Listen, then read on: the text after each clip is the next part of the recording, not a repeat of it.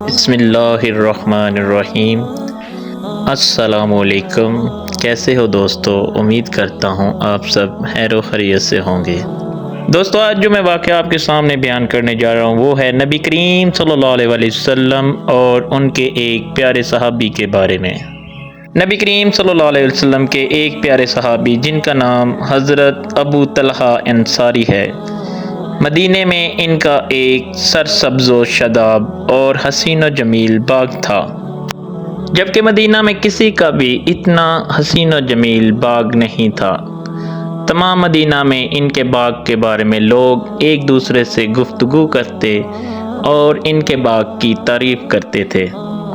اس باغ میں ایک صاف شفاف چشمہ بھی تھا۔ جب نبی کریم صلی اللہ علیہ وسلم اس باغ میں تشریف لاتے تو اس چشمے کا پانی نوش فرماتے اور اس سے وضو بھی کیا کرتے تھے۔ اس کے علاوہ اس باغ کی آمدنی بھی حضرت ابو طلحہ انصاری کو اچھی خاصی حاصل ہوتی تھی۔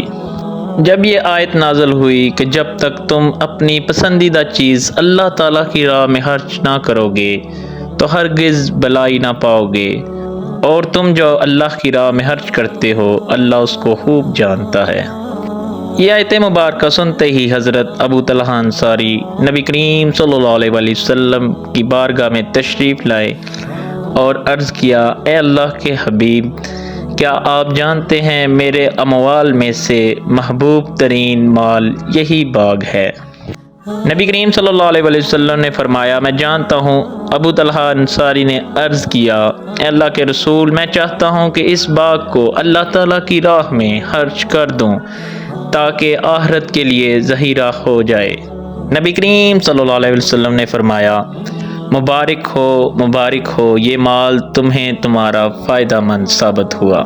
اس کے بعد فرمایا، اے ابو طلحہ، میں تمہارے لیے اس میں بہتری دیکھ رہا ہوں کہ تم اس باغ کو اپنے قریبی، ضرورت مند اور محتاج رشتہ داروں میں تقسیم کر دو۔ حضرت ابو طلحہ انصاری نے نبی کریم صلی اللہ علیہ وسلم کے حکم کی تعمیل کی اور اپنے اس باغ کو رشتہ داروں میں تقسیم کر دیا۔